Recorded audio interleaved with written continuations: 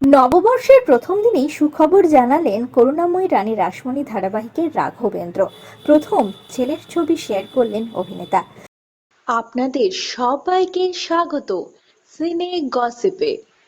জনপ্রিয় অভিনেতা অমিতাভ দাস করুণাময়ী রানী রাসমণি ধারাবাহিকে রাঘবেন্দ্রের চরিত্রে নজর কেড়েছেন অভিনেতা। এবার নিজের জীবনের নতুন ইনিংস শুরু করেছেন তিনি। গত মার্চ মাসেই বাবা হয়েছেন, পুত্র সন্তানের জন্ম দিয়েছেন তার স্ত্রী সায়ন্তনী নাথ। তবে এতদিন নিজের সন্তানের মুখ আড়ালেই রেখেছিলেন। এই প্রথমবার নববর্ষের দিন অনুরাগীদের দিলেন উপহার, ছেলের ছবি শেয়ার করলেন অভিনেতা। দেখা গেল সায়ন্তনী আর অভিনেতা অমিতাভর কোলে তাদের একরতি।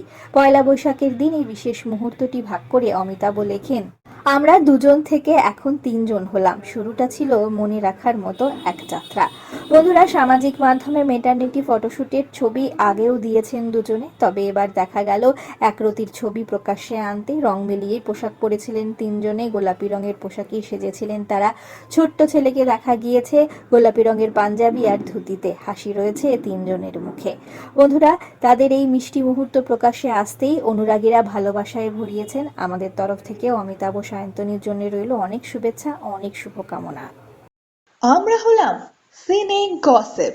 জুড়ে থাকুন আমাদের সঙ্গে, সাবস্ক্রাইব করুন আমাদের এই ইউটিউব চ্যানেলটি।